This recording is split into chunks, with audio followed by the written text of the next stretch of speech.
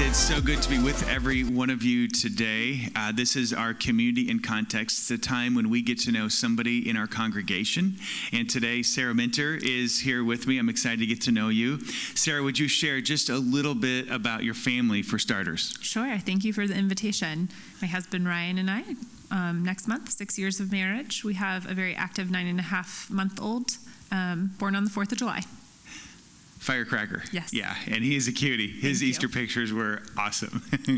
So you are a resident physician at KU Med, yes. And I'm really glad that you're able to be with us today. I would love for you to share a little bit about why you've chosen to go into medicine. Sure. The very highlighted version, as it's not an easy decision, is my mother is a nurse, and that was very influential. I love science, and I love people's stories and how that impacts their mental and physical well-being, which is how I ended up in a combined training program for internal medicine and psychiatry. Wow. So we are in the middle of a pandemic. Yes. You are a doctor. You are a wife. You are a mother. You have a lot of things going on. Can you share a little bit about your faith journey in the midst of all of that? Absolutely.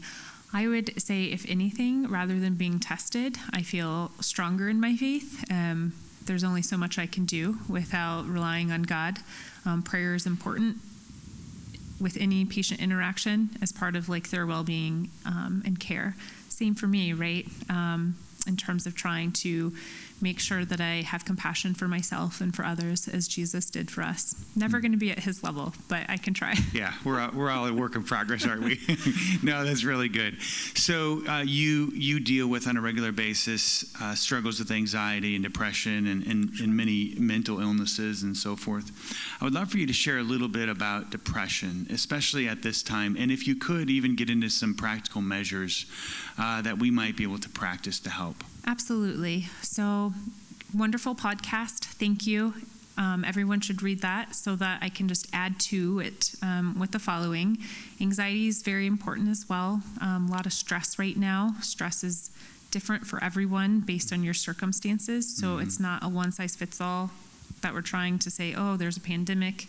It's different for everyone and their worries. And so that anxiety and stress can lead to depression. And I would just caution that sometimes it looks a little bit different than what people think it might. Perhaps there's a lot of hopelessness, feelings of guilt, like you should be able to fix it, changes in sleep, appetite, concentration. And so it would be important if you thought you had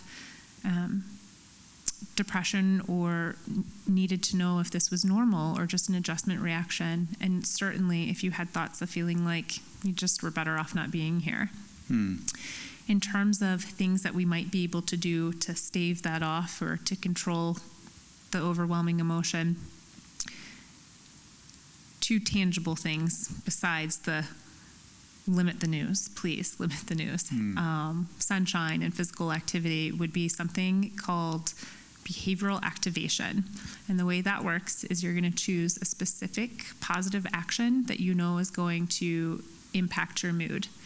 And then you're going to acknowledge that you might have some resistance to doing it, and that might be a result of that stress or depression. And then you're going to do it anyway. Our very fancy scientific fake it until you make it.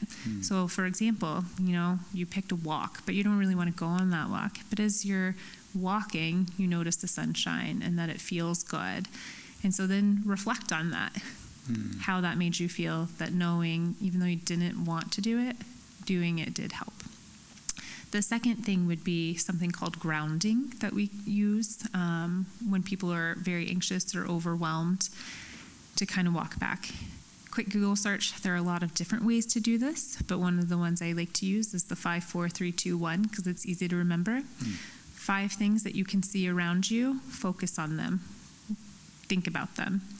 Then 4 things that you can feel, so maybe like how your clothes feel on you at that moment. 3 things that you can hear around you, 2 things that you can smell, and 1 thing that you can taste. And by that time, most people at least feel they have a little bit better control over that anxiety. Wow, that's really, really, really good advice. Thanks for sharing that, Sarah, and thanks so much for being here.